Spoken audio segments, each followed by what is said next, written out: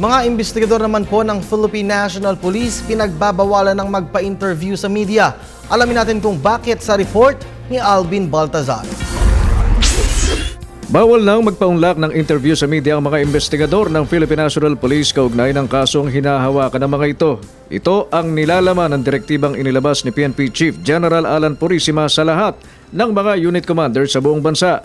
Paliwanag ni PNP PIO Police Chief Superintendent Ruben Teodor Sindak, may mga pangyayari kasi na nalalagay sa kompromiso ang mga follow-up operation nila sa isang krimen na kanilang iniimbestigahan. Malimit din anya na dahil sa pagtatanong ng mga mamamahayag sa mga investigador, hindi namamalaya na makapagbigay sila ng mga sensitibong impormasyon na nakakaapekto sa tinatakbo ng isang follow-up operation.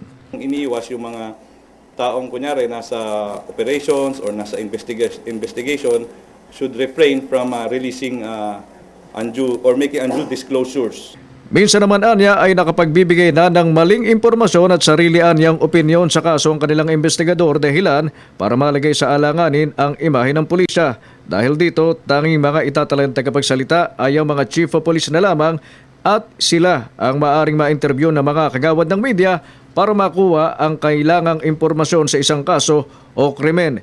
Pero nilinaw ni Sindak na maaari pa rin namang magsalita sa media ang mga investigador kung itatalaga itong tagapagsalita ng kanyang superior. Ang dapat na nagsasalita, either the chief of office or chief of police, the commanders, or their designated spokesperson.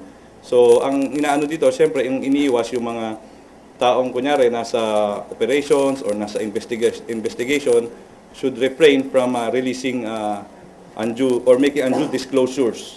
Giit ni Sindak, matagal na umano ang kautosang ito sa mga investigador, subalit mas sinihigpitan lamang umano ni General Purisima. Ang sinumang police investigator na masusumpungang magbibigay pa rin ng impormasyon sa media ay maaari umanong kasuhan ng insubordination. Para sa Telebisyon ng Bayan, Alvin Baltazar.